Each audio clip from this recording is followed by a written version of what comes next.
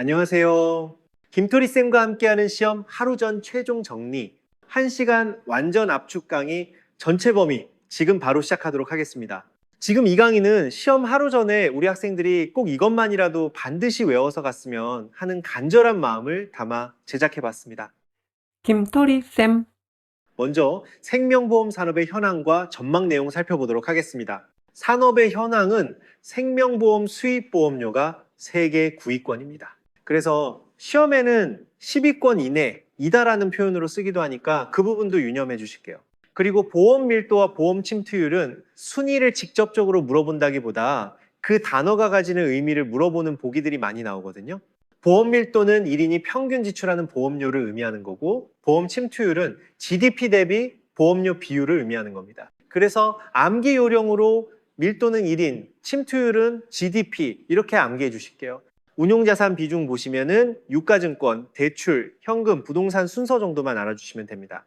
유가증권이 뭐예요? 라고 물어보실 수 있는데, 유가증권은 주식과 채권을 말하는 거예요. 합계출산율 보겠습니다. 일반적으로 부르는 출산율의 정식 명칭이 합계출산율이 되거든요. 합계출산율의 정확한 정의는 가임기 여성 1명당 평균 출생아입니다.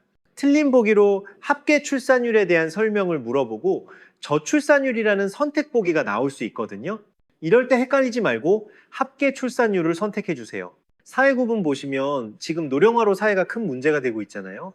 그래서 전체 인구 중에 65세 이상 노인이 차지하는 비율에 따라 7% 이상을 고령화 사회라고 하고 14%를 고령 사회, 20%를 넘어가는 경우에는 초고령 사회라고 부릅니다. 대한민국은 2024년 12월 기준으로 20%가 넘은 초고령 사회에 이미 진입해 있다는 점도 참고해서 알아두실게요.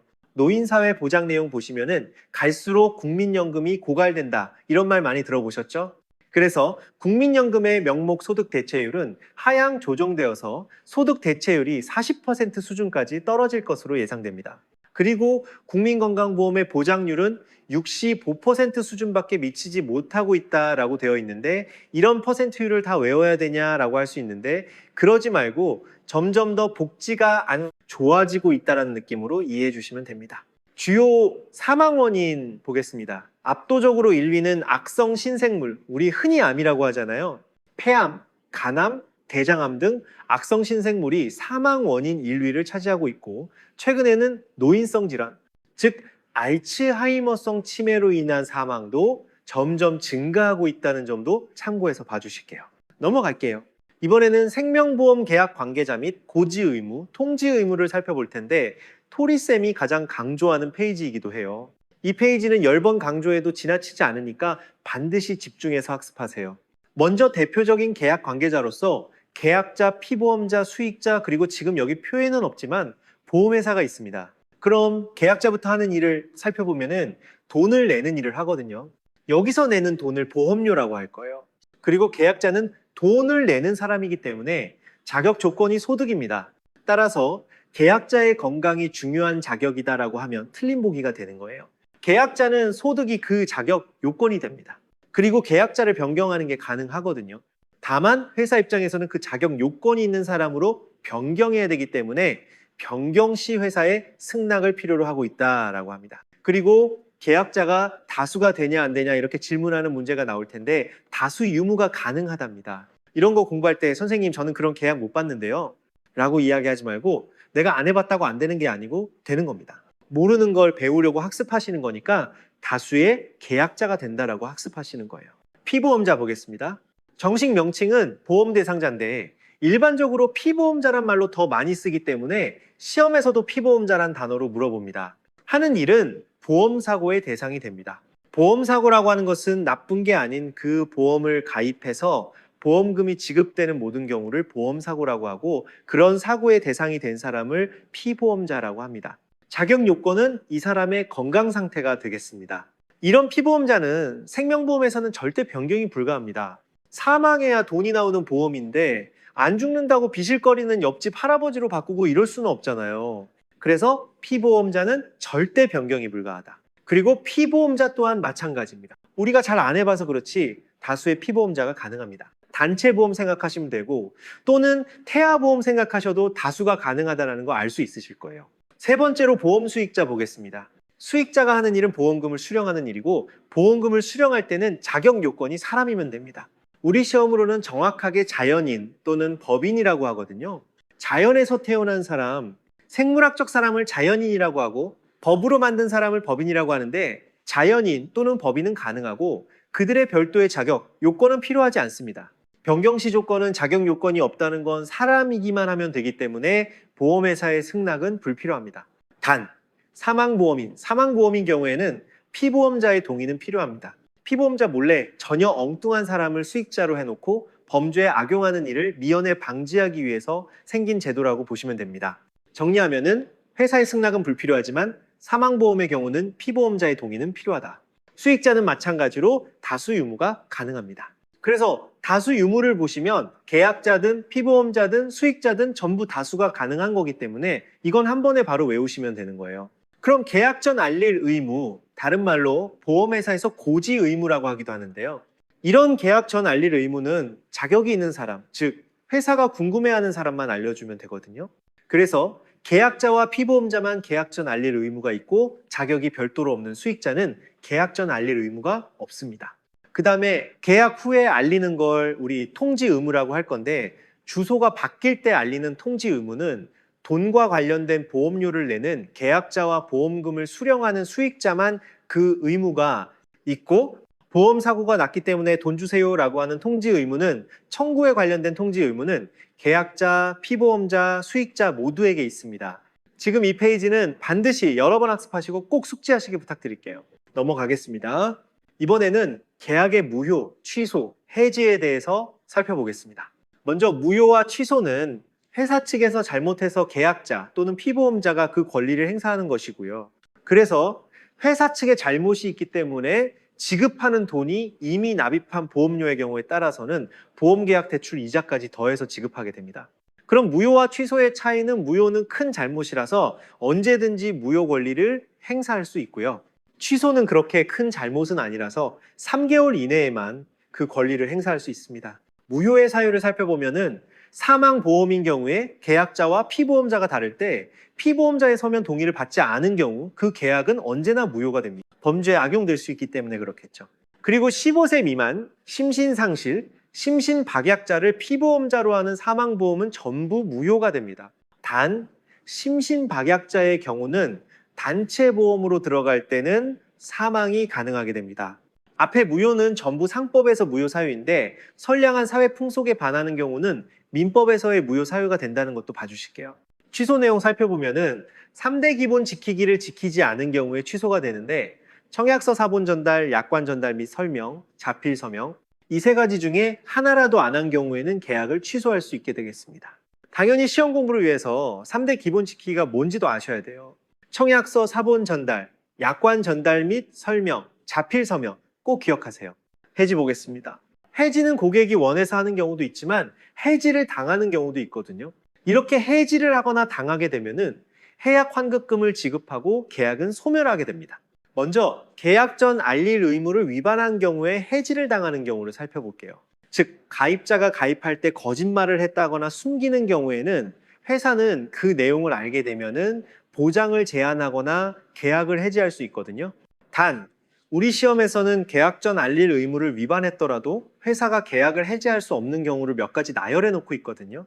아래쪽에 같이 살펴보시면은 회사가 이미 그 사람이 계약 전 알릴 의무 위반을 한 걸 알고 있는 경우에는 처음부터 안 받아주면 되는 거잖아요. 근데 받아줘 놓고 해지를 한다. 이건 아니기 때문에 이런 경우에는 해지가 안 됩니다. 두 번째는 계약자가 고지를 하려 했으나 설계사가 그 고지하는 걸 방해했다. 그런 경우도 회사의 책임을 물어서 계약의 해지가 안 되게 됩니다. 세 번째는 회사가 어느 순간에 고지 위반인 사실을 알게 되잖아요. 그러면 지체 없이 계약을 해지하는 될 일이지 1개월이 지나도록 안 하고 있으면 회사가 그 해지를 악용했다라고 보고 해지가 안 됩니다. 즉, 안날로부터 1개월 이상 경과하면 해지가 안 됩니다. 그리고 네 번째, 다섯 번째 이야기는 시간이 어느 정도 흐르면은 그냥 넘어가 주겠다라는 거예요. 그래서 보장계실로부터 2년이 지난 경우에도 해지를 할 수 없고 계약 체결로부터 3년이 지난 경우에도 회사는 강제로 해지를 할 수 없게 됩니다. 이렇게 계약 전 알릴 의무 위반을 했음에도 불구하고 해지를 할 수 없는 경우 5가지를 살펴봤고요. 그 외에 계약의 해지 내용 몇 개 더 살펴볼게요. 보험료 미납으로 인해서 계약이 해지당하는 경우 있죠. 그 다음에 임의 해지라고 해서 계약자가 콜센터 전화해서 내가 계약 해지할게요. 이렇게 할 수 있거든요. 그런 부분도 지체 없이 계약은 해지됩니다. 그리고 감액이라고 해서 보장 내용을 줄이는 걸 말하는 건데 그런 경우에 줄어드는 보장 금액만큼 이 부분 계약이 해지되었다라고 표현하고 그 부분에 대한 해약 환급금이 지급되고 있습니다. 넘어갈게요. 이번에는 언더라이팅에 대해서 살펴볼게요. 언더라는 단어가 아래쪽이라는 뜻이고 라이팅이라는 게 쓴다라는 단어잖아요. 그래서 언더라이팅이라는 게 서명을 의미하는 거예요. 일반적으로 보험 계약에서 서명이라고 하는 거는 회사가 그 계약을 인수할 때, 즉 받아줄 때 어떻게 받아줄지를 결정하는 그 일련의 과정들을 언더라이팅이라고 합니다. 내용 살펴보시면은 피보험자의 위험을 선택하여 보험료 및 보험금의 한도를 결정한다. 보험료를 얼마로 받을지, 그리고 이 사람이 건강하면 더 많이 가입할 수 있게 해주고 많이 아프다면 가입을 조금밖에 안 받아주게 되겠죠. 이런 것들을 결정하는 과정을 언더라이팅이라고 합니다. 언더라이팅을 하는 이유는 역선택을 방지하고 위험률 차익의 관리의 필요성에 따라서 그렇습니다. 역선택이란 단어는 뒤에 보험 사기 파트에서 한 번 더 설명해 드리겠습니다. 그래서 언더라이팅의 한글적인 표현은 계약 심사 또는 계약 선택이라고도 하고 있습니다. 이런 언더라이팅은 단계가 어떻게 이루어지냐면 모집 조직에 의한 선택, 그 다음에 진단 계약인 경우에는 의적 진단에 따른 선택도 같이 포함되고 일반적인 무진단 계약은 2번째 단계가 생략되겠죠. 3번째는 언더라이터에 의한 선택, 이런 업무를 전문적으로 하는 사람들을 언더라이터라고 하거든요. 옆에 보시면 이런 언더라이터의 자격증을 생명보험협회에서 운영하고 있다는 점도 같이 알아두실게요. 그럼 이런 언더라이터가 선택을 할 때 조금 미심쩍은 부분이 있는 경우에는 현장의 조사에서 직접 눈으로 확인하는 절차가 필요하거든요. 그걸 계약이 적합한지 부적합한지 확인한다 해서 계약 적부 확인에 의한 선택이라고 합니다. 그래서 이렇게 총 4단계로 구성이 되고 있습니다. 그럼 이런 언더라이터들은 어떤 내용을 고려해서 받아주냐? 보시면은 환경적, 신체적, 도덕적, 재정적 상황을 고려해서 받아주는데 환경적이란 건 자연환경을 말하는 게 아닌 그 사람의 위험을 뜻하는 거예요. 직업, 운전, 흡연 등을 말하는 거고 신체적은 연령, 성별, 체격 등을 말하는 겁니다. 그리고 재정적인 소득 수준을 보는 건데 우리 시험에서는 직업과 소득 수준 또는 성별과 소득 수준, 연령과 소득 수준 이런 보기가 나온단 말이에요. 선생님, 조금 전에 직업은 환경적이라고 했잖아요 라고 할 수 있는데 소득 수준이라는 글자가 눈에 보이면은 앞에 어떤 단어가 눈에 보이더라도 정답은 재정적을 선택해 주셔야 돼요. 아시겠죠? 소득 수준이라는 글자가 있는 경우에는 직업이든 연령이란 단어가 나오더라도 꼭 재정적을 선택해 주시는 거 잊지 마세요. 그럼 이렇게 받아줄 때 일반적으로는 표준체라는 이름으로 받아줍니다. 하지만 표준체보다 다소 위험하다 이런 경우에는 표준미달체로 받아주는데 표준미달체로 받아주는 방법이 여러 가지가 있는데 우리 시험에 주로 나오는 거는 보험료 할증, 즉 보험료를 더 많이 걷겠다라는 보험료 할증과 보험금 삭감, 지급하는 보험금을 줄여서 지급하는 보험금 삭감이 있습니다. 어떤 경우에 그렇게 되는지 살펴볼까요? 보험료 할증부터 보시면은 기간의 경과에 따라 점차 증가하는 체증성 위험에 적용하고 있다. 증이니까 답도 할증이 되는 거고 기간의 경과에 따라 위험이 차츰 감소하는 체감성 위험에 적용하고 있다. 감이라서 보험금 삭감이 되겠습니다. 그럼 우량체 보시면은 표준체보다 더 건강한, 즉 위험이 더 낮은 사람들에게는 우량체라고 해서 받아주거든요. 그런 경우에는 보험료를 일정 부분 할인 혜택도 주고 있고 가입할 수 있는 보험금의 한도도 더 증액해주는 혜택을 주고 있습니다. 넘어갈게요. 이번에는 언더라이팅과 정반대점에 있는 클레임을 살펴볼 텐데요. 언더라이팅이라는 게 가입할 때 이루어지는 절차였다면 클레임은 나중에 보험 사고가 나서 보험금을 청구하게 되면은 그때 청구받은 순간부터 보험금이 지급되는 순간까지의 업무를 클레임이라고 하겠습니다. 이런 클레임 담당자는 우리 흔히 말하는 손해사정사라고 하거든요. 이런 사람들은 어떤 업무를 하냐? 청구하는 거 접수해주고 사고조사, 조사건 심사, 보험금 지급, 그리고 법원 소송 업무라든지 채권 가압류 처리 업무 등까지 같이 함께 해주고 있습니다. 이런 내용들을 외우는 것보다는 아닌 걸 외우는 게 훨씬 더 쉽거든요. 그래서 계약 적부 확인, 보험금 한도의 결정, 이런 것들은 앞선 언더라이팅 파트에서 일어났던 일들이잖아요. 계약적부 확인이나 보험금 한도의 결정은 클레임 업무가 아닌 언더라이팅 업무다라고 기억해 주시면 되겠습니다. 클레임 담당자의 자격, 요거는 충분한 실무 경험이 있어야 되겠고, 약관 및 보험관련법 규정의 올바른 해석과 적응 능력, 그리고 상당한 수준의 의학 지식도 겸비하고 있어야 됩니다. 그리고 업무의 기본 절차인데, 이 부분은 최근에 출제 빈도가 높은 부분이니까 꼭 별표를 쳐서 기억하세요. 다 외우는 게 아닙니다. 우리는 객관식 시험이기 때문에 간단하게 할 거예요. 먼저 준비 단계, 진행 단계, 종결 단계, 이렇게 세 가지가 있다라고 보시면은, 진행 단계는 각 단계별로 확인이라는 단어가 눈에 확 띄셔야 돼요. 그래서 확인이라는 단어가 보이면 진행 단계, 선생님 여기 준비 단계도 확인이 있잖아요. 근데 계약 정보 확인은 최초에 해야 될 일이기 때문에 준비 단계에 넣어주시고, 사전 준비, 사항 준비라는 글자로 연관시켜서 기억해 주셔도 좋습니다. 그리고 종결 단계 보시면은 최종 고객 안내, 보고서 작성, 이런 어감들이 종결 단계에 일어날 일이구나, 이렇게 정리하시고, 지금 이 부분은 한 2번만 문제를 풀어보시면 확인이라는 단어를 빨리 찾고 진행 단계를 체크하는 그런 형태로 문제를 풀어나갈 수 있으니까 꼭 연습해 보셔야 합니다. 꼭 포기하지 말고 꼭 외워주세요. 주의할 점 뭐라고요? 계약 정보 확인은 진행 단계가 아닌 준비 단계에서 속한다라는 것도 한 번 더 유념하시고요. 넘어가겠습니다. 이번에는 보험 사기 방지 활동에 대해서 살펴보도록 하겠습니다. 먼저 보험 사기는 크게 다소 가벼운 사기인 연성 사기와 무거운 사기인 경성 사기로 구분하겠습니다. 연성 사기는 실제 손해보다 과다한 보험금을 청구하는 등, 우리 흔히 나이롱 환자라고 하잖아요. 이렇게 직접적인 피해자가 있는 건 아닌, 예를 들어 완치 후에도 계속 입원을 한다든지 보험 가입 시에 몸무게를 조금 줄여서 가입한다든지, 이런 것들을 연성 사기라고 합니다. 하지만 경성 사기의 경우는 계획적이고 의도적으로 사고를 발생시키는 행위로서 방화, 살인 등 직접적인 추가 피해자가 발생하는 걸 경성 사기라고 합니다. 시험에서는 각각의 사례로 문제가 출제될 거고요. 이런 사례들을 잘 파악해서 연성 사기와 경성 사기를 구분해 주시면 되겠습니다. 이런 사기 행위 처벌로는 보험 사기 방지 특별법이 생김에 따라서 10년 이하의 징역 또는 5천만 원 이하의 벌금에 처하고 있습니다. 틀린 보기로 5천만 원 이하의 과태료나 과징금, 이런 단어는 존재하지 않는 말입니다. 징역과 짝꿍은 벌금이 되겠습니다. 이런 사기 계약의 특징은 소득 수준에 비해서 고액 계약 또는 다수의 보험 계약을 체결하는 경우가 많거든요. 하지만 여기서 실손 의료보험 알고 계시죠? 이런 실손 의료보험을 중복 체결하는 것은 사기 계약이 아닙니다. 바보입니다. 실손은 여러 개 가입해도 나눠받는 것이지, 중복으로 안 받기 때문에 이런 사람들은 사기를 치려고 한 게 아니고 보험에 대해서 무지해서 그런 거예요. 그래서 틀린 보기로 실손보험 중복 가입은 사기가 아니다, 이렇게 해주시면 되겠습니다. 사기의 구성 요소 보겠습니다.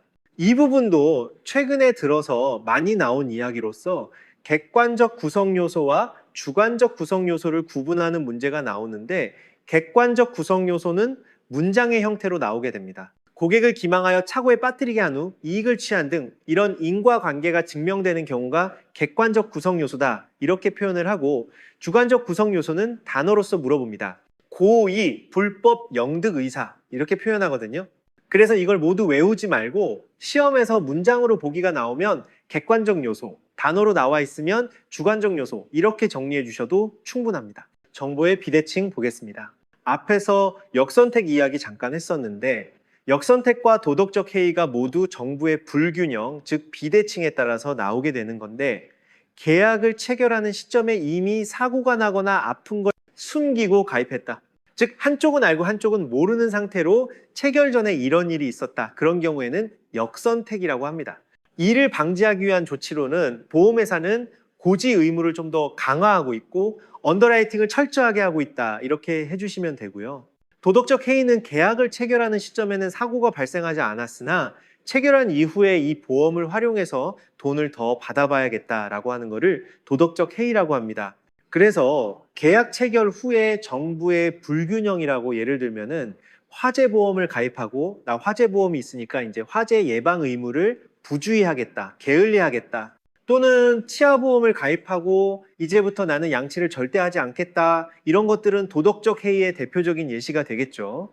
이런 걸 예방하기 위해서 보험회사는 면책 기간을 두고 있습니다. 그래서 일정 기간 이내에는 보험금을 지급하지 않는다든지 또는 일정 기간 이내에는 50%만 지급한다든지 이런 형태로 대응하고 있습니다. 넘어갈게요. 이번에는 보험 모집 관련 법규로서 설계사, 대리점, 그리고 중개사를 구분하는 내용을 볼 건데요. 먼저 설계사와 대리점, 중개사가 어떤 업무를 하는지부터 보시면은 설계사와 중개사는 중개 업무라는 걸 하고 대리점은 대리 업무라는 걸 하게 됩니다. 대리점과 중개사의 경우에는 자기 이름을 그대로 따라서 하는 업무이기 때문에 우리가 시험에서 헷갈릴 이유가 없지만 설계사가 대리 업무를 하는지 중개 업무를 하는지 하면 조금 헷갈릴 수 있으니까 설계사는 중개 업무를 한다라고 꼭 기억해 주시고 내용 살펴볼게요. 금융위원회, 금융감독원, 생명보험협회 이렇게 세 가지 기관들이 우리 시험에 주로 나올 텐데 설계사든 대리점이든 중개사든 원칙은 금융위원회에서 등록하지만 금융위원회가 하는 일이 워낙 많기 때문에 금융위원회가 이런 보험 판매업자들의 등록을 외주를 주게 됩니다. 그래서 설계사와 대리점 같은 경우는 생명보험협회가 주관해서 등록을 하게 되고요. 그리고 중개사 같은 경우는 금융감독원이라는 곳에서 주관해서 등록을 하게 됩니다. 그리고 설계사와 대리점은 보험회사 소속 유무 보시면 소속이 되어 있습니다. 설계사는 한 회사에만 전속되었다 해서 일사전속이라고 표현하고 대리점은 여러 회사와 각각 계약을 체결해서 여러 회사와 다중 소속이 되어 있습니다. 하지만 중개사 같은 경우에는 특정 회사에 소속된 게 아닌 독립적 계약을 체결하게 되고 또는 무소속이다 이렇게 표현하겠습니다. 보증금 예탁기간 및 금액 보시면은 대리점 같은 경우는 각 소속된 보험회사에 예탁을 하게 되고 현실은 보증보험회사를 통해서 가입을 하는 형태로 진행됩니다. 개인 대리점과 법인 대리점이 있는데 개인 대리점은 1억 한도 내에서 예탁을 하고 법인 대리점은 3억 한도 내에서 예탁을 하게 됩니다. 그리고 방카슈랑스라고 해서 은행 등 금융기관들이 보험 대리점의 형태를 띠는 게 있거든요. 시험에서는 금융기관 보험 대리점이라고 표현합니다. 그런 금융기관 보험 대리점은 보험회사 입장에서는 믿을만하기 때문에 보증금 예탁 의무가 면제되고 있습니다. 중개사 같은 경우는 소속된 회사가 없기 때문에 보험회사에 예탁할 수가 없거든요. 그래서 중개사를 등록시켜준 금융감독원에 보증금을 예탁하고 있는 형태를 보이고 있습니다. 보험을 모집할 수 없는 자라고 시험에 나올 때는 대표이사, 사회이사, 감사 및 감사위원은 보험을 모집할 수 없다라고 정리해 주시면 되겠습니다. 넘어갈게요. 이번에는 설계사 등록 제도 및 기타 내용들 좀 살펴보도록 하겠습니다. 설계사 등록 제도는 생명보험 연수 과정을 이수한 후 1년 이내에 등록해야 되는데 최근 이 문제가 조금 어렵게 나오거든요. 연수 과정이라는 내용 안에는 교육을 20시간 이상 수료해야 되고 시험을 합격해야 되는 것들이 있습니다. 이런 내용들이 날짜를 주면서 각각 1년 이내에 이루어지고 있는지를 물어보는 문제들이 나오거든요. 그래서 문제풀이 강의에 보시면은 그런 내용들을 넣어놨으니까 반드시 이 부분은 문제로 확인하고 이런 형태로 문제가 나오는구나를 알고 시험장 가시는 걸 추천드리겠습니다. 그리고 이렇게 시험을 치고 등록을 하는 경우도 있지만 경력이 있어서 등록하는 경우도 있거든요. 관계 업무에 1년 이상 종사한 자는 등록이 가능합니다. 단 이때도 마찬가지로 50년 전에 1년 이상 종사한 건 의미가 없고요. 등록 신청일 기준 3년 이내에 1년 이상 종사한 이력만 가능합니다. 그리고 부정한 등록을 하게 되면 1년 이하의 징역 또는 1천만 원 이하의 벌금에 처하게 됩니다. 등록 불가자 보겠습니다. 피성년 후견인 또는 피한정 후견인이라고 되어 있는데 예전 말로는 금치산자 또는 한정치산자라고 생각하시면 돼요. 그리고 파산 선고를 받은 자로서 아직 복권되지 아니한 자도 등록할 수 없습니다. 그리고 보험업법 등을 위반한 자로서 2년이 지나지 아니한 자도 등록이 안 되는데 틀린 보기로 음주운전 그리고 상해죄 이런 것들처럼 보험과 관련 없는 죄를 짓는 거는 설계사, 등록과는 무관합니다.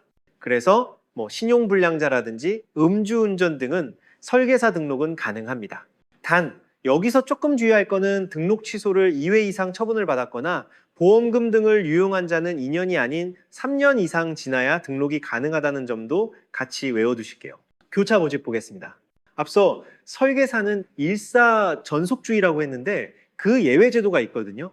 설계사는 한 개 회사를 위해서만 일을 할 수 있는데 그럼 너무 업무 범위가 적어지다 보니까 그 예외 제도로서 소속 회사 외에 한 개의 다른 종류의 보험회사를 선택해서 영업하는 것까지는 가능합니다. 하지만 우리 앞서 대리점이나 중개사는 원래가 여러 개 보험회사와 영업이 가능하기 때문에 이런 제도에서 해당 사항이 없게 됩니다. 따라서 교차 모집 제도는 오직 설계사에게만 적용되는 제도라고 보시면 됩니다. 예시로 A생명 설계사가 B생명을 선택해서 영업하는 건 안 됩니다. 다른 종류여야 되기 때문에 A생명 설계사가 B 손해보험을 선택해서 영업하는 건 가능합니다. 등록 및 말소 제도 보겠습니다. 설계사와 회사가 하는 건 등록 및 말소가 아닌 위촉 및 해촉이라고 표현할 거예요. 그래서 우리 근로계약서를 적고 사직서를 적고 회사를 다니듯이 보험회사와 설계사가 업무를 시작할 때는 위촉계약서를 적고 또는 그만둘 때는 해촉계약서를 적는다라고 생각하시면 되고, 보험협회 입장에서는 아무나 등록을 시켜줄 수 없기 때문에 회사의 요청을 받은 경우에만 등록과 말소를 해주거든요. 즉 정리하자면 설계사와 회사가 하는 거는 위촉, 해촉이고 설계사가 협회화하는 거는 등록 말소인데, 협회는 회사의 요청이 있을 경우에만 등록 및 말소를 시켜줍니다. 하지만 그만두는 말소의 경우에는 타사로 이직을 하고 싶은데 보험회사에서 말소를 신청을 안 해줘 버리면 이 사람은 타 회사로 갈 수 없게 되는 거잖아요. 그런 경우에는 말소는 직접 신청도 가능하게 됩니다. 등록과 말소는 원칙적으로 회사를 통해서만 가능하지만 예외적으로 말소는 직접 신청도 가능하다, 이렇게 해주시면 됩니다. 그리고 어떤 설계사가 잘못을 했을 때 영업정지나 등록을 취소할 경우에는 마지막 변명의 기회죠. 청문을 실시하게 되는데 이때 어느 기관이 주관해서 실시하냐라고 물어봅니다. 그럴 때는 금융위원회가 주관하여 청문을 실시한다, 이렇게 정리해 주시면 되겠습니다. 넘어가겠습니다. 협정에서 정한 준수사항 보겠습니다. 설계사분들이 영업을 할 때 모든 행위에 대해서 전부 법으로 강제성을 띌 수는 없습니다. 너무 구체적인 것들이 많기 때문에 그렇겠죠. 법에서 강제하기에는 조금 짜잘한데 실제로 현업에서는 꼭 필요한 부분은 법은 아니지만 협정이라는 걸 만들어서 준수하게 하고 있거든요. 그래서 이런 협정은 법에서 만든 게 아닌 금융위원회가 인가해서 실시하고 있고 법이 아니기 때문에 모든 국민을 강제할 수는 없고 보험회사와 직원 그리고 설계사를 한정해서 강제하게 됩니다. 대리점이나 중개사는 그 대상이 아니라는 점도 같이 볼게요. 그리고 이런 거는 큰 잘못이 아니기 때문에 위반행위 발생하고 난 날로부터 6개월 이내에만 신고가 가능하고, 금융위원회가 이런 제도를 인가해줬지만 생명보험협회에 신고하면 확인 절차를 거친 후 제재금을 부과하고 있습니다. 그럼 위반 시 제재금 보겠습니다. 타 회사 소속 설계사에게 금지 행위를 했다면 1,000만 원의 제재금을 부과하게 되고, 특별 이익을 제공하게 되는 경우 3,000만 원, 그리고 다른 사람 명의로 계약을 체결하는 경우를 경유계약이라고 할 거거든요. 그런 경우에는 200만 원, 그리고 무자격자 모집, 작성계약, 허위사실 유포, 승환계약 등 그 외의 행위들은 전부 100만 원의 제재금을 부과하고 있습니다. 시험용으로 좀 머리가 어지럽고 잘 모르겠다 하는 경우에는 100만 원을 찍는 것도 좋은 방법입니다. 거의 대부분의 경우는 100만 원을 부과하고 있으니까요. 그럼 이런 위반하는 행위 중에 점포장이라든지 보험회사가 가장 싫어하는 행위가 바로 승환계약이거든요. 승환계약에 대해서는 제재금도 물어보지만 그 내용에 대해서도 물어보고 있으니까 그 내용도 살펴볼게요. 설계사가 이직할 때, 다른 회사로 옮길 때 전 소속 회사 말소, 전후 각 3개월간 해지, 실효 등으로 소멸된 계약이 설계사가 말소한 날로부터 6개월 이내에 현 소속 회사 신계약으로 체결되는 것을 승환계약이라고 합니다. 그런 경우에는 각 계약 건별로 100만 원의 제재금을 부과하게 됩니다. 단 사회통념상 설계사 본인이라든지 배우자 그리고 부모, 자식 계약은 제재 대상에서 제외해준다, 즉 허용해준다, 뭐라고 하지 않겠다라고 합니다. 여기서 주의할 점은 본인, 배우자, 부모, 자식은 1촌 이내의 계약을 말하는 거거든요. 하지만 형제, 자매라든지 삼촌, 사촌의 계약들은 일반 계약과 동일하게 제재하고 있다는 점도 같이 봐주실게요. 넘어가겠습니다. 이번에는 보험 소비자 보호 등 기타 내용들 좀 살펴보겠습니다. 먼저 예금자 보호 살펴볼 텐데요. 예금자 보호는 많이들 알고 계시듯이 금융기관이 파산 등 형태에 취해졌을 때 5천만 원 한도 내에서 예금보험공사가 보호해주고 있는 제도입니다. 시험에서는 예금자 보호 대상이 아닌 상황을 물어보는 문제로 상장 폐지, 합병, 그리고 계약 이전 등이 나올 텐데요. 이런 내용들은 예금자 보호 지급 사유가 아닙니다. 그럼 모든 보험 계약은 전부 예금자 보호되는 건 아니고 보호 대상 계약이 있고 보호 제외 계약이 있거든요. 먼저 개인이 가입한 보험 대부분의 보험 계약은 예금자 보호가 되는데 안 되는 것부터 먼저 살펴보는 게 좋겠죠. 법인이 계약자로서 가입한 보험 계약은 예금자 보호가 안 되고요. 그리고 보증보험도 예금자 보호가 안 됩니다. 그리고 재보험이라고 보험을 다시 넣는 게 있거든요.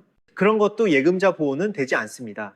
변액보험과 퇴직연금은 예금자 보호가 되는 항목이 있고 안 되는 항목이 있거든요. 그걸 집중적으로 공부해 줄게요. 변액보험의 주계약은 예금자 보호가 안 되지만 특약과 최저 보증해주는 금액에 대해서는 예금자 보호가 되고요. 퇴직연금도 확정급여형은 안 되지만 확정기여형과 개인형 퇴직계좌는 예금자 보호가 됩니다. 그래서 이 예금자 보호 파트는 보호 대상과 보호 제외를 반드시 확실하게 기억해 주세요. 그리고 금융분쟁조정위원회라고 해서 일반적으로 우리가 금융감독원에 분쟁을 신청하게 되면은 금감원 입장에서는 당사자에게 30일 내에 합의를 할 수 있게 권고를 합니다. 이렇게 30일 내에 합의가 되면 계약이 사건이 종결되는 거고 미합의된 경우에는 금감원 내에 설치되어 있는 이런 것만 전문적으로 다루는 부서인 금융분쟁조정위원회라는 곳에 이 사건이 넘어가게 됩니다. 그럼 이런 금융분쟁조정위원회에서는 60일 내에 조정안을 제시를 해주고 그 조정안을 양 당사자가 수락한 경우에는 사건이 종결되는 겁니다. 우리 시험 용어로는 사건이 종결된다라는 표현보다는 재판상 화해와 동일한 효력을 가진다라고 쓰고 있으니까 항상 공부하실 때 시험에서 나오는 용어들을 눈에 익히는 게 중요합니다. 그리고 법원에 이미 소송이 제기되었거나 아니면 그 사건의 진행 과정에서 법원으로 소송이 된 경우에는 굳이 금감원에서 해결하지 않고 금감원은 그 사건을 법원에 넘겨버리게 됩니다. 그래서 법원에 소가 제기된 경우는 금감원이 하는 게 아닌 법원이 판단한다. 이렇게 해주시면 되겠습니다. 그리고 보험가입 조회 및 청구 볼 텐데요. 생명보험협회의 홈페이지에 내 보험 찾아줌이라는 메뉴가 있거든요. 그래서 모든 생손보 가입되어 있는 보험이 조회가 가능합니다. 다만 우체국이라든지 이런 공제조합은 조회가 안 됩니다. 그리고 사망자는 온라인 조회가 불가능하고 방문을 통해서만 조회가 가능합니다. 그리고 21년도부터는 이런 내 보험 찾아줌에서 내가 뭐가 가입되어 있는지 조회뿐만 아닌 청구도 다이렉트로 가능하게 해서 훨씬 더 서비스의 질이 좋아지고 있다는 점도 장점으로 시험에 나오고 있습니다. 그리고 생명보험협회 및 손해보험협회에서 공동으로 만든 사이트가 하나 있는데 보험 가격 비교 사이트가 있거든요. 그걸 보험 담보화라고 합니다.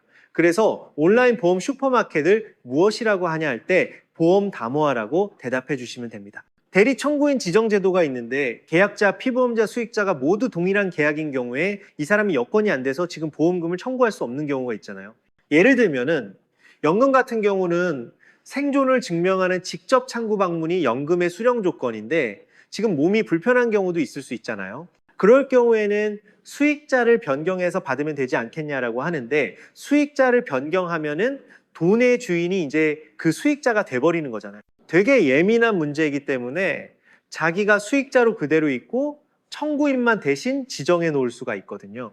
그래서 그걸 대리 청구인 지정 제도라고 합니다. 그래서 조건은 계약자, 피보험자, 수익자가 동일인인 계약에만 적용되고 주민등록상 배우자 또는 삼촌 이내의 친족으로만 지정이 가능하다.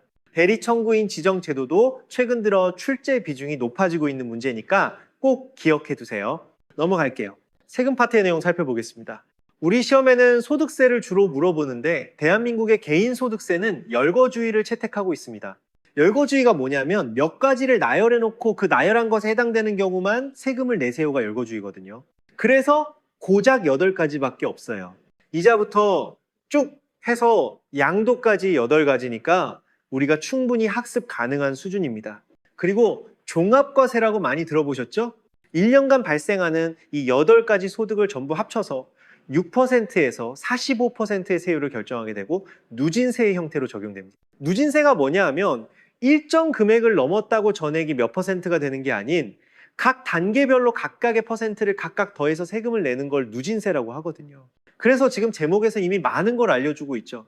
개인소득세는 열거주의 그리고 종합과세가 원칙이다. 6%에서 45%의 누진세를 적용하고 있다. 그럼 가장 먼저 학습할 것은 이 8가지 소득 중에 종합과세하지 않는 것들이 있거든요. 이 종합과세의 기본 원칙은 1년간의 소득을 합친다라는 개념이 있는데 어떤 소득 경우에는 매년 발생한 게 아닌 몇십 년 만에 발생한 게 하필이면 이번 연도에 내 소득이 실현되는 경우도 있거든요. 대표적인 게 퇴직이랑 양도입니다. 퇴직을 매년 하는 게 아니잖아요. 그러다 보니까 퇴직 소득은 큰 금액이 될 텐데요. 그 큰 금액이 이번 연도에 발생했다 해서 전체가 종합과세 돼버리면 너무 불리하게 되거든요. 그래서 그런 거는 종합과세하지 않습니다. 양도소득도 마찬가지예요.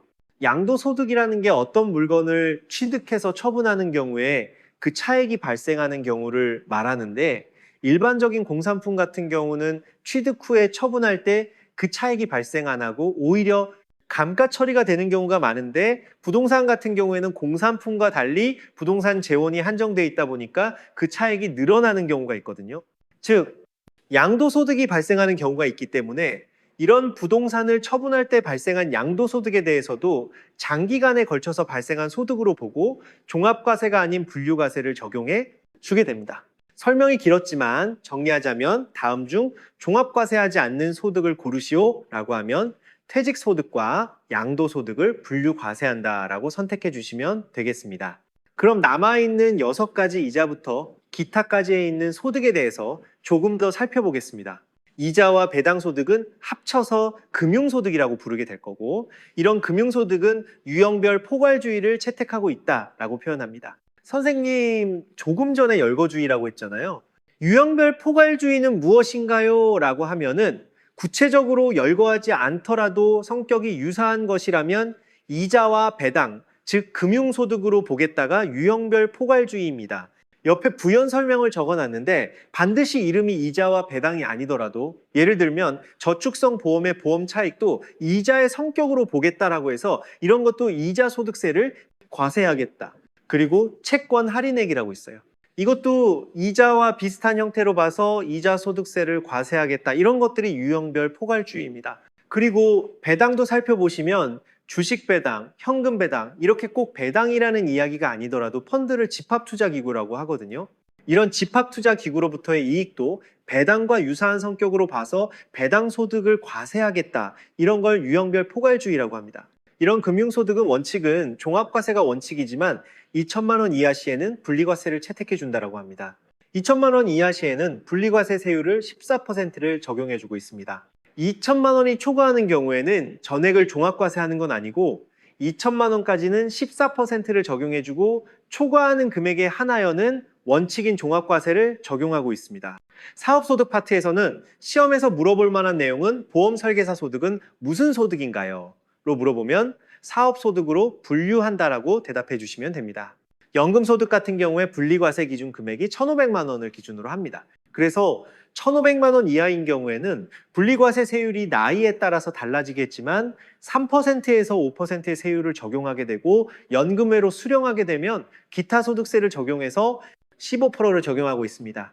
지금 세금 파트는 제가 압축된 강의를 하는 거다 보니까 반드시 이 부분을 제대로 학습하고 싶으면 기본 강의 내용을 꼭 시청하시길 부탁드릴게요. 넘어가겠습니다.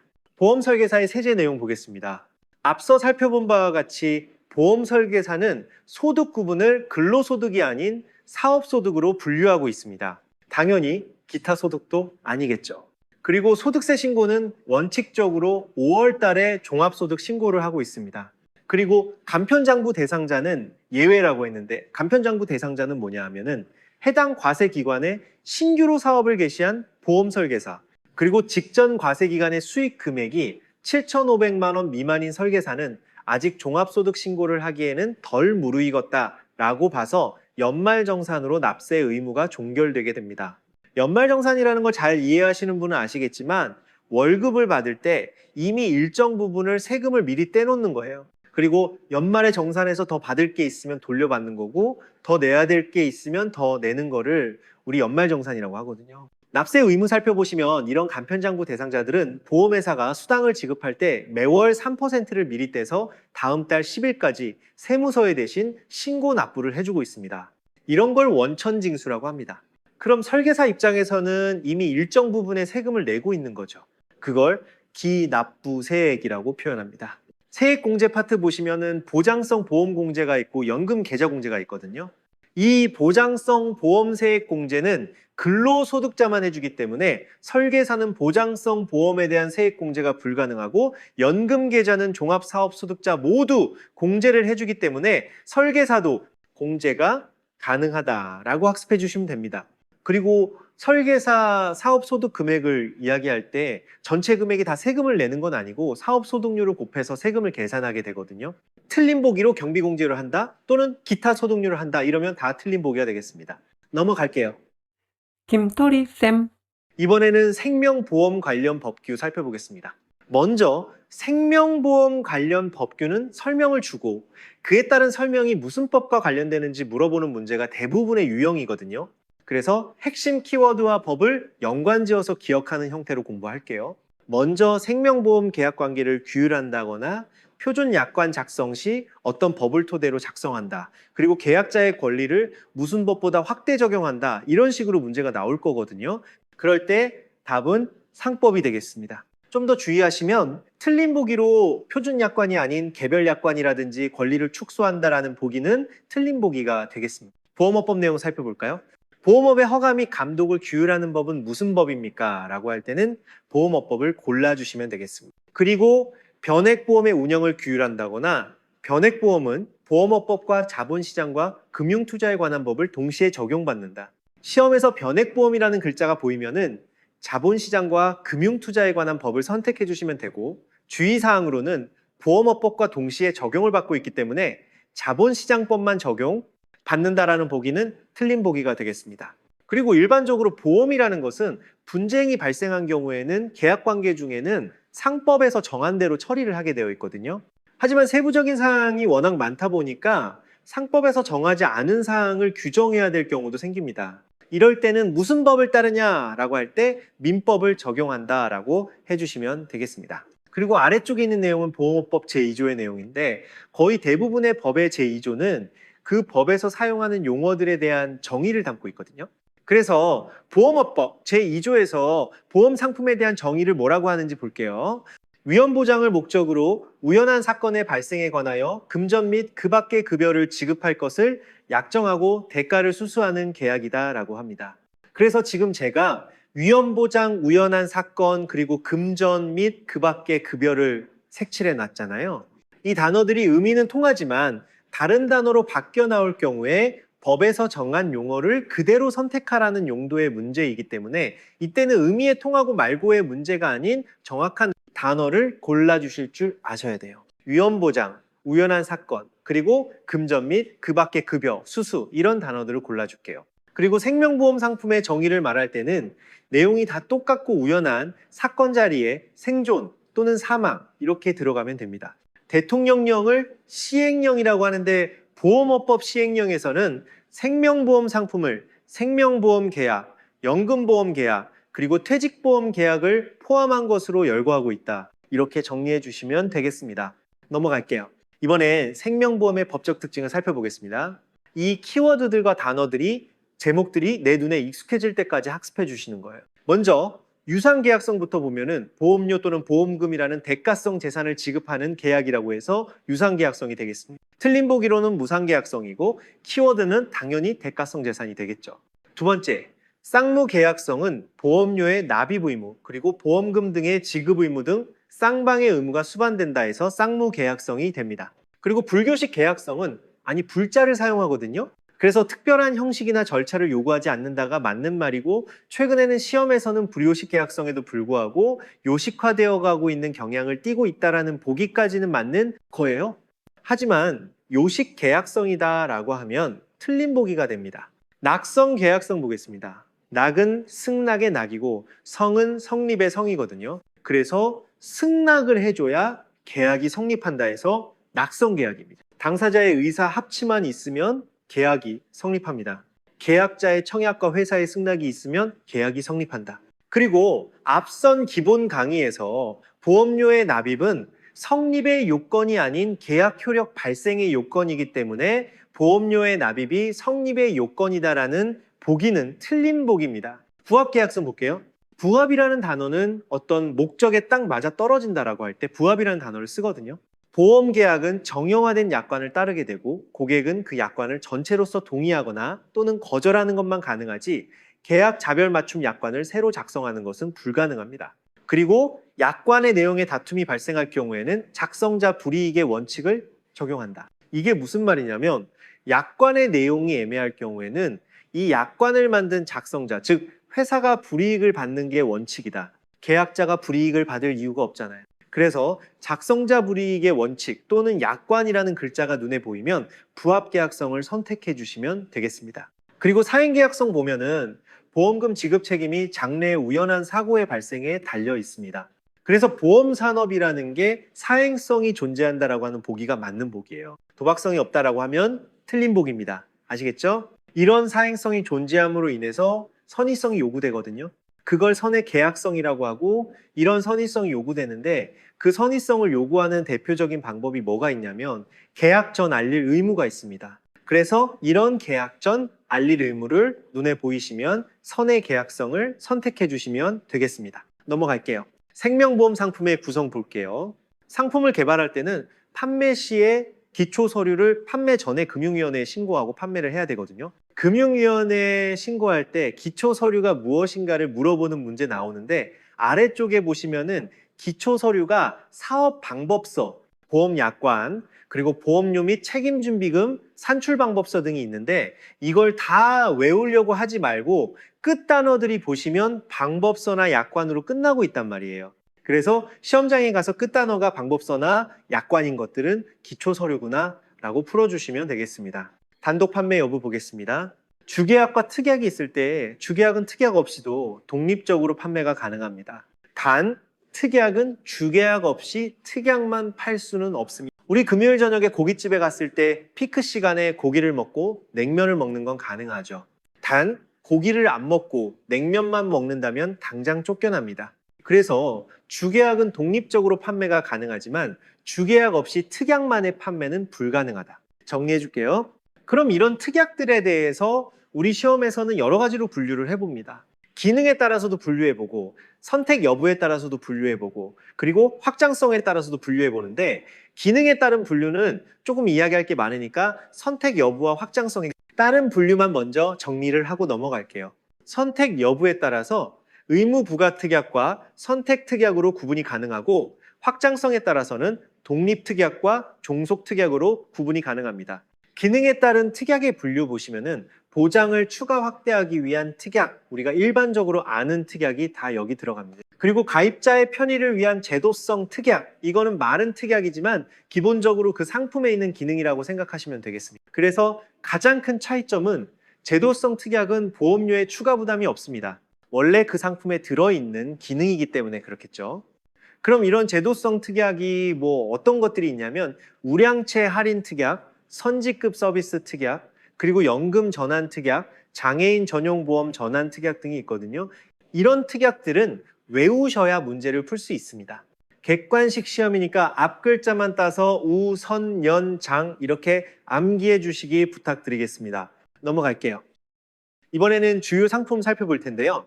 장애인 보험부터 살펴보겠습니다.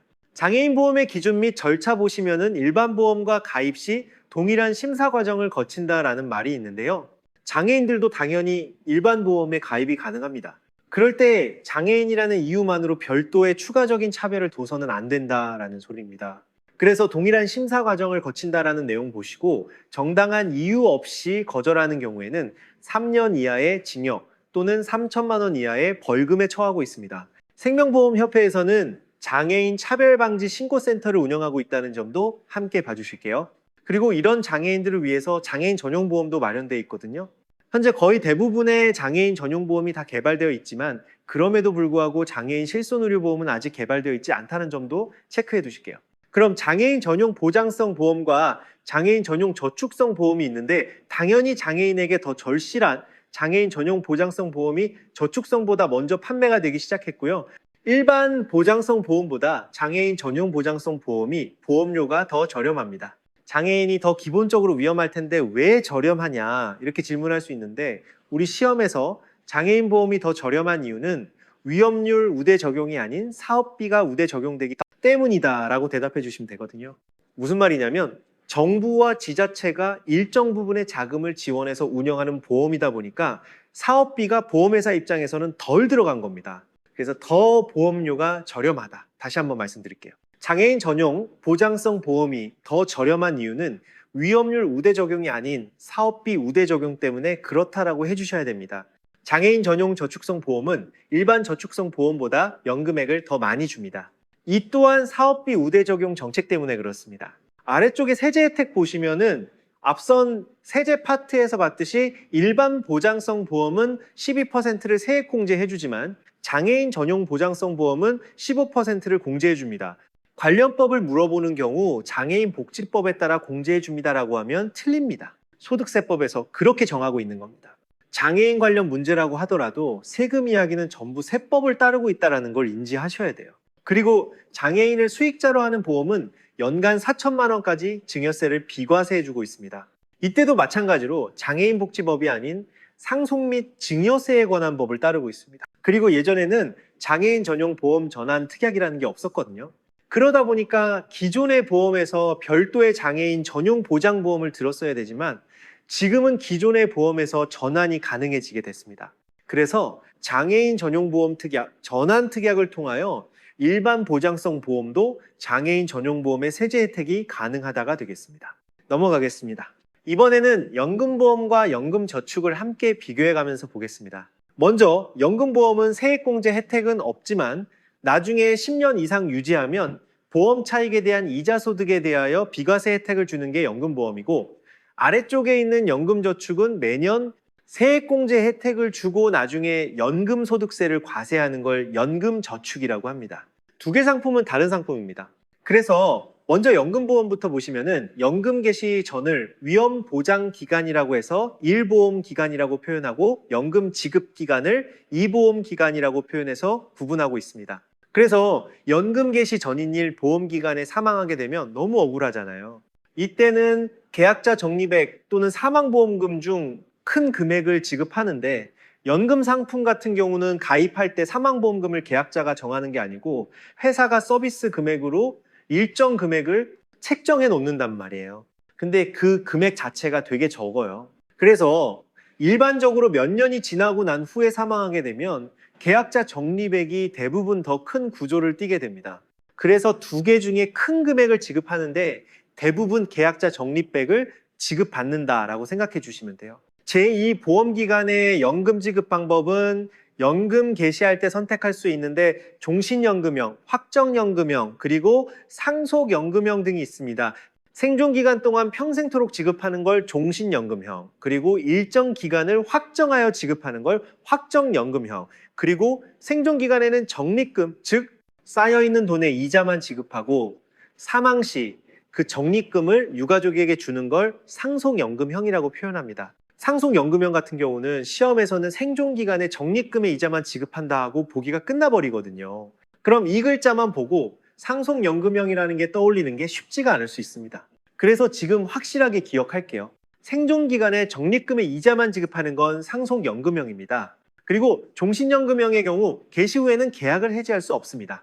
즉 끝까지 살아서 받는 방법밖에 없는 겁니다. 연금저축 보겠습니다. 연금저축은 세액 공제가 가능한 상품이다 보니까 여러 조건들이 많이 붙어 있습니다. 최소 납입 기간은 5년 이상이고요. 가입 나이는 제한이 없습니다. 단 55세 이후에 연금을 수령해야 됩니다. 연금 납입 한도는 연간 1,800만 원이고요. 이 부분 또한 공제 한도와 헷갈리면 안 됩니다. 공제는 600까지만 가능하지만 납입은 1,800만 원까지 가능한 거예요. 지금 이 두 개가 납입할 때 이야기라면 나중에 수령할 때 연금소득세 분리과세 한도 금액은 1,500만 원.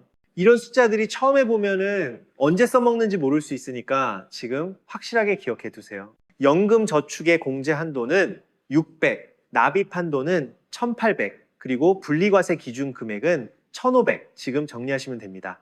그리고 이런 연금저축은 소득세법에 적용을 받고 공제는 세액공제를 받습니다. 함정으로 소득공제를 적용한다라는 보기도 종종 나오니까 주의해서 보세요. 그리고 연금저축은 특별계정에서 운영하고 금융기관 간 해지하지 않은 상태에서 자유로운 이전이 가능하다는 특징도 가지고 있습니다. 넘어가겠습니다.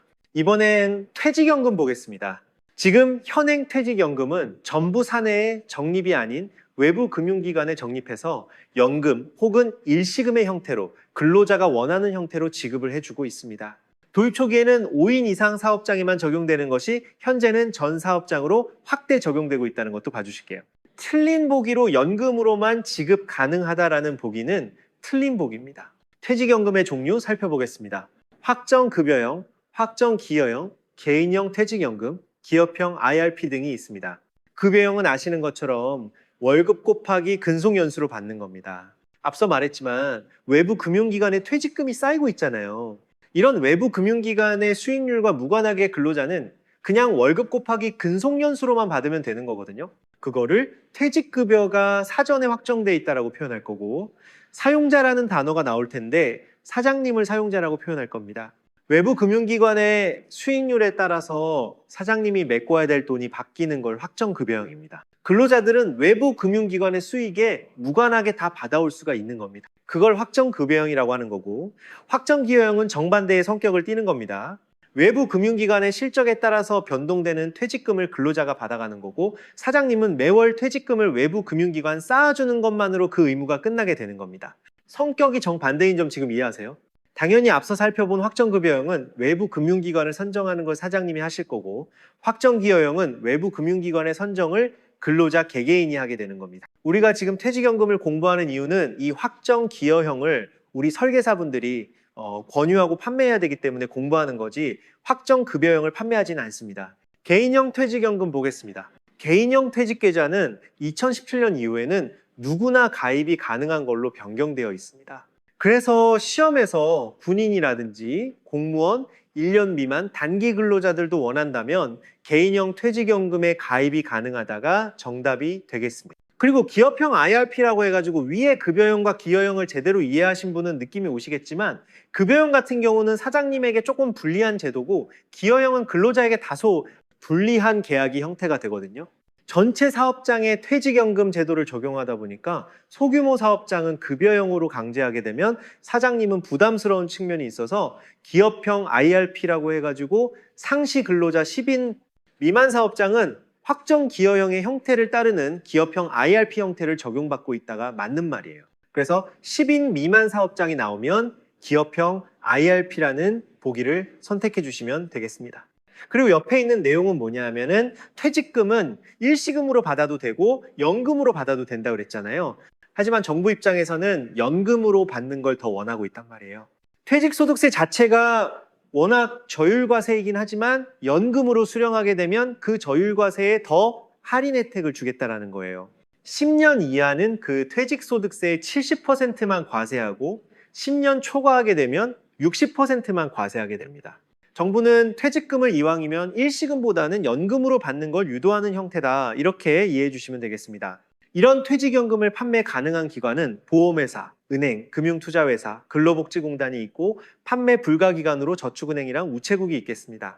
그리고 근로자들은 이런 퇴직금을 잘 모를 수 있기 때문에 사용자, 즉 우리 사장님이 매년 1회 이상 가입자를 대상으로 교육을 실시해야 되지만, 이 사장님 또한 퇴직연금에 대한 전문가가 아니다 보니까 사업자에게 위탁이 가능합니다. 사업자라는 건 위에서 봤던 보험회사, 은행, 금융투자회사, 근로복지공단이 되겠죠.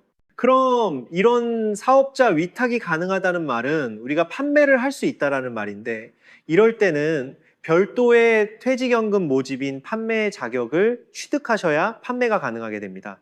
보험연수원에서 연사회 실시하고 있고, 김토리쌤 채널에 퇴직연금 판매 자격시험 강의가 준비되어 있으니까 많은 시청 부탁드리겠습니다. 넘어갈게요. 이번에는 재산보험에 대해서 살펴보겠습니다.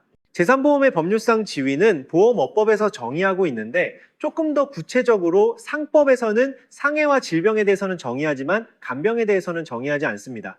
그래서 결과적으로 재산보험에 대한 정의가 없다라고 이야기하는 거고, 보험업법에서는 상해, 질병, 간병을 모두 정의하므로 재산보험에 대한 정의가 있다라고 표현하고, 2003년부터 보험업법에서 정의하고 있습니다. 시험에서 다른 형태로 상법에서 재산보험을 정의하지 않고 있지만 왜 그러냐고 물어볼 때는 간병보험이 없어서 그렇다라고 대답해 주셔도 되고, 또는 상법과 보험업법에서 공통적으로 정의하는 종목은 무엇인가 물어보면 상해와 질병이라고 대답해 주셔도 됩니다. 아래쪽에 볼게요. 겸용 가능 여부 보시면 생명보험업과 재산보험업은 겸용이 가능하고 손해보험업과 재산보험업도 겸용이 가능합니다. 단, 생명보험과 손해보험은 겸용이 불가능하다는 점도 불가능합니다. 질병사망 보장에 대해서 살펴보겠습니다. 원칙적으로 재산보험은 주계약에서 질병사망에 대한 보장이 불가하게 되어 있습니다.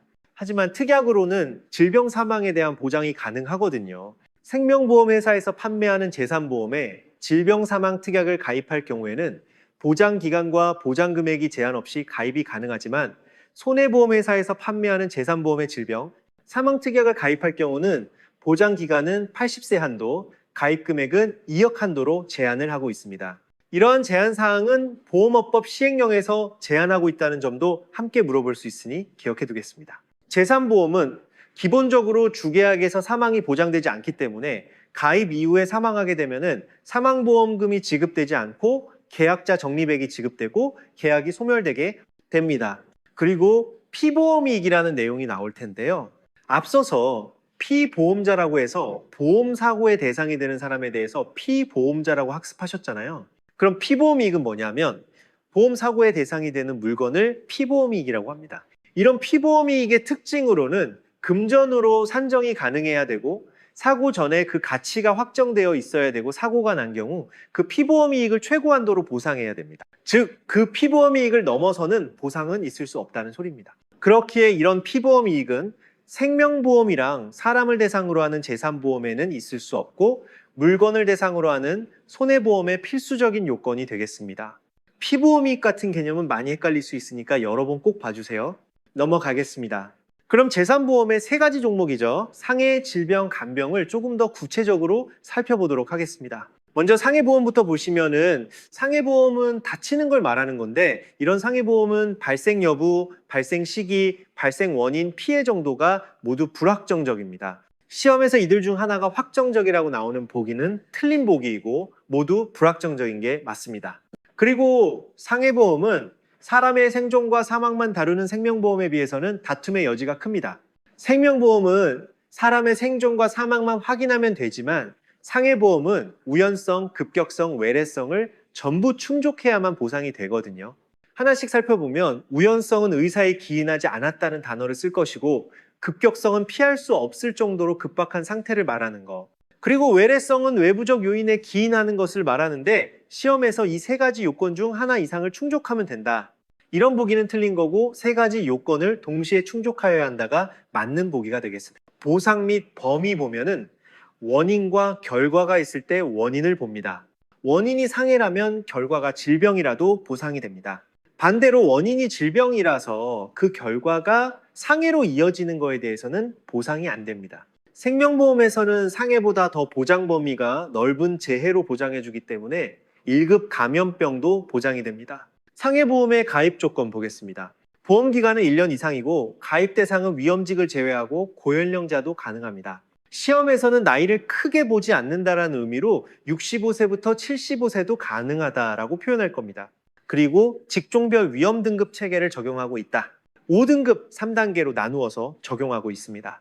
그리고 연령별로는 매년 1살 단위로 위험률을 구분하지 않고 약 10살 단위로 묶어서 구분하거든요. 그걸 단일률 또는 군단율을 적용한다라고 표현하고 있습니다. 넘어갈게요. 상해보험은 직업에 대해서 예민하기 때문에 이런 직업이 변경되는 것에 대해서는 반드시 보험회사에 알려줘야 되는데 이런 내용들을 좀 살펴보겠습니다. 위험성이 높은 높은 직업으로 변경되면 당연히 보험료는 높아질 거고 위험성이 낮은 직업으로 변경되면 보험료는 낮아집니다. 이렇게 변경되고 나면은 보험료 차익이 발생하겠죠. 이럴 때는 보험회사는 사명업일 내에 보험료를 반환해야 됩니다. 그리고 직업이 바뀌었을 때 알려줘야 되는 건 상법에 따라서 알려주게 됩니다.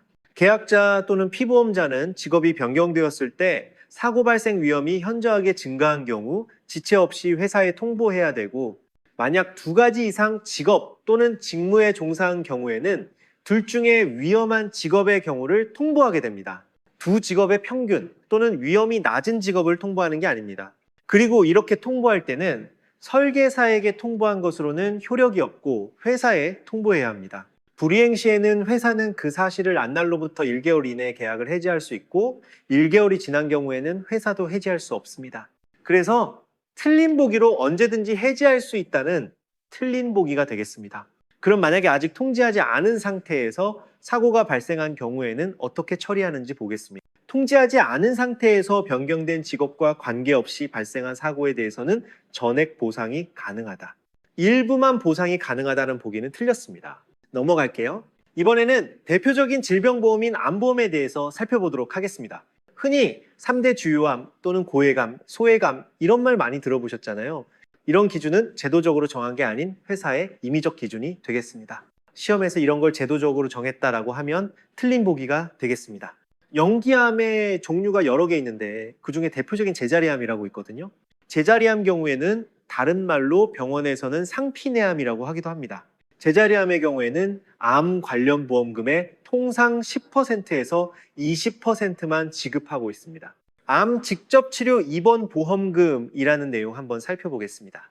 동일한 암의 치료를 목적으로 2회 이상 입원하는 경우 1회 입원으로 간주하게 됩니다. 무슨 말이냐면은 암 입원 일수가 한도가 있는데 이 한도 적용을 피하기 위해서 퇴원 후 입원을 반복하게 되는 경우는 악용하는 거기 때문에 이런 경우에는 1회 입원으로 간주하게 되는 겁니다.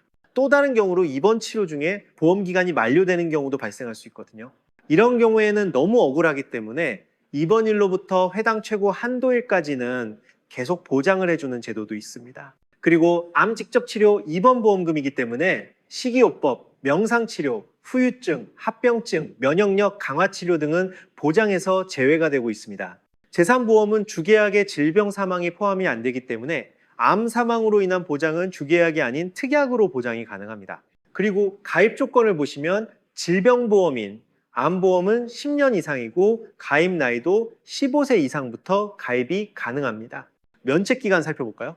가입 후 일정 기간 이후 보장이 개시되는 건 물론이고 일정 기간이 지났다 하더라도 일정 시점 이내에 진단시 감액하여 지급하는 경우도 있습니다. 예를 들면 암보장 같은 경우는 일반적인 보험사 같은 경우 90일이 지나야 보장이 되고 1년 이내에는 50%만 보장이 되는 게 있거든요.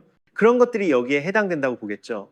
그리고 질병보험은 도덕적 해이 가능성이 높습니다. 즉 체결 후에 그걸 악용하는 가능성이 높기 때문에 이런 면책 기간을 설정이 필요하지만 앞서 살펴본 우연, 급격, 외래의 바탕을 둔 상해보험은 가입 후에 이걸 악용할 수 있는 도덕적 행위 가능성이 낮기 때문에 면책 기간의 설정이 불필요하다고 볼 수 있겠습니다. 넘어갈게요. 이번에는 실손 의료보험을 살펴볼 텐데요. 사실 실손 의료보험은 상해와 질병을 모두 아우르는 보험인데 생명보험 시험에서는 질병 카테고리에 넣어서 같이 보고 있거든요. 지금 현재 판매하고 있는 실손보험을 4세대 실손보험이라고 하고 주계약에서는 급여 항목을 보장해주고 최대 80%까지 보장하고 있습니다. 입원, 통원, 합산 5천만 원까지 보장해주고 통원은 20만 원 한도로 보장해줍니다. 이전 실손에 비해서 급여 보장은 확대되었다고 보시면 되겠습니다. 특약에서는 비급여를 보장해주고 70% 한도로 보장해주고 있습니다. 입원, 통원 합산 5천만 원까지 보장해주고 통원 20만 원까지 보장해줍니다. 비급여 보장 항목은 축소 추세에 있다고 보시면 되겠습니다. 예를 들어 도수치료 같은 경우에 그 이전에 실손은 총 50회 한도로 보장해줬지만 지금은 10회씩 그 증상이 호전되고 필요하다는 서류를 별도로 제출해야만 더 받을 수 있는 형태로 변경되었습니다. 그래서 도수치료 같은 경우는 그냥 50회가 아닌 연간 10회씩 해서 총 50회 이렇게 변경되었습니다. 통원공제 보겠습니다. 급여 같은 경우는 병원이나 의원급은 1만 원 공제하고 상급종합병원 같은 경우에는 2만 원을 공제합니다. 비급여 같은 경우는 병원의 규모와 무관하게 3만 원을 공제하고 있습니다. 그리고 현재 4세대 실손의료보험은 비급여 보험료 차등 적용을 하고 있거든요. 일반적인 보험은 내가 병원을 얼마나 많이 간다 해서 개인적인 보험료가 오르거나 내리진 않아요. 하지만 실손의료보험의 비급여 보험료 차등제는 개인별 비급여 보험금 수급 현황에 따라서 보험료를 차등 적용하고 있습니다. 1등급부터 5등급까지 적용하고 있는데 직전 1년간 비급여 수령액이 없으면 5%를 할인해 주고요. 300만 원 이상 수령했으면 300% 할증까지 하는 5등급까지 적용되고 있습니다. 이 내용이 의미하는 바는 갈수록 비급여에 대한 제재를 좀 더 강화하겠다라는 취지로 이해하시면 되겠습니다. 단, 이렇게 해버리면은 의료 취약 계층 같은 경우는 너무 가혹하기 때문에 이런 차등 적용 대상에서 제외해주고 있는데요. 의료 취약 계층이 누구를 지칭하는지도 한번 살펴볼까요? 국민건강보험법상 산정특례 대상자라고 해가지고 보통 암 환자, 심장질환, 희귀난치성 질환자 등을 산정특례 대상자라고 하고 노인 장기요양보험법상 1등급, 2등급 판정자도 의료 취약계층에 포함되고 있습니다. 넘어갈게요. 마지막으로 간병보험에 대해서 살펴보겠습니다. 간병보험은 공영보험과 민영보험이 있는데 민영보험에 대해서 살펴볼게요. 먼저 우리나라에서 판매되고 있는 간병보험은 전부 정액형으로 판매되고 있습니다. 면책기간도 볼까요? 일반적으로 간병보험 또한 면책기간을 설정하고 있는데 일상생활 장애 같은 경우는 90일, 치매 같은 경우는 2년으로 설정하고 있는데 이거는 회사별로 다르기 때문에 이건 단순 예시일 뿐이니까 외울 필요는 없습니다. 단, 재해로 인한 경우는 아무리 간병보험이라 하더라도 면책기간을 적용하지 않습니다. 앞서 살펴봤지만 상해나 재해는 도덕적 해이 가능성이 낮기 때문에 면책기간을 둘 필요가 없습니다. 그리고 면책사항 보시면 즉 아예 보험료 보험금을 지급하지 않는 경우는 알코올 중독, 정신분열, 우울증, 의사의 처방이 없는 약물 투여 같은 경우는 아예 보험금 지급이 되지 않고 있습니다. 그럼 가입 조건 살펴볼까요? 보험기간은 대부분 종신입니다. 가입 가능 연령은 30세 이후부터 가입이 가능합니다. 계약의 소멸은 피보험자의 사망하면 계약이 소멸이 됩니다. 위험률 변동제도 살펴보겠습니다. 간병보험 같은 경우는 위험률 산출을 위한 경험 데이터가 충분치 않아서 실제 위험이 가입 당시 예측한 위험률과 상이한 경우, 즉 다른 경우에 보험기간 중도에 보험회사가 금융위원회의 인가를 얻어서 위험률을 조정하는 제도를 말하는데 무슨 말이냐 하면은 보통 비갱신으로 가입하게 되면 보험료가 안 바뀌는 거잖아요.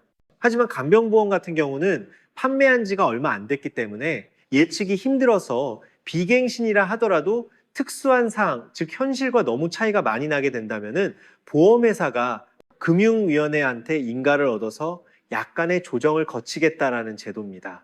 이런 제도를 무슨 제도라고 하냐면은 위험률 변동 제도라고 합니다.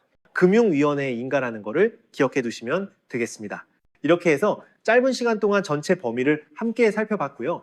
시험 전에 꼭 여러 번 복습하셔서 좋은 결과 있으시기 바라겠습니다. 수고하셨습니다. 김토리쌤